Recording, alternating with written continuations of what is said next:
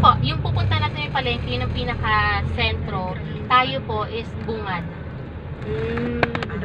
Pero Oo. marami na siyang commercial na. Opo. Maraming commercial. Marami na. Sa tapat po kasi ng SM Baliwag, marami pong sakayan going to other points of Bulacan. So, meron din pong sakayan doon pag pupunta ka ng Cubao, meron din po doon. Meralco, yan po yung main office ng Baliwag, dito rin po. Naalala ko pag Baliwag si Bert Marcelo kasi Ito ang pure gold. Ito palang pure gold. Cute na pure gold. Ito, we're approaching na po tayo sa napapalengke na po.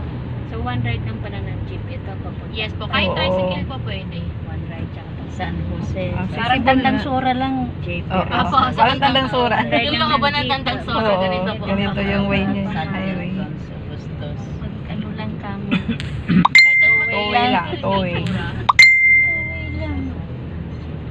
Oh, may PNB pala eh. May isa na nga malls din. Kasi ang naisip ko, pagdating ng sa RCS Baliwag, Baliwag. Ayan. di ba probinsya na? Mga yung mga pati, Oo.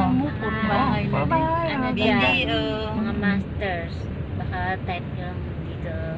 May Metrobank. Yung parang pinakalugar Ito. na. Mga Sharon Rose. So, ipikita naman na kayo ng Mm. daily dyan, RCBC, ha? dikat-dikat yung mga bangko. Yan, mga police station. Pilita ng bukas sa mga sa bahay na yung mga prospect na dito prospect tulad ng kapitbahay. Ang mga tinuti. Imagine mo pa, Duwag, convert duwag. ko lahat sila sa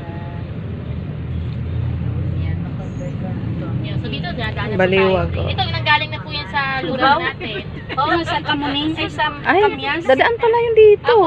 Dito ba dumadaan? Dito, ikot po kasi sila eh. May, ano po ito eh, one way po kasi yung... Ay, pwede pala tayo sumakay ng Baliwag bus. Isang Apo. ano lang, isang Ito. Cubao Sa po. Cubao, Cubao ang terminal. Cubao. Ay, ano yun? Yung bus na yun? Baliwag. Cubao po. Cubao ang Cubao. baba po Mm-mm. nun. May terminal po sila dito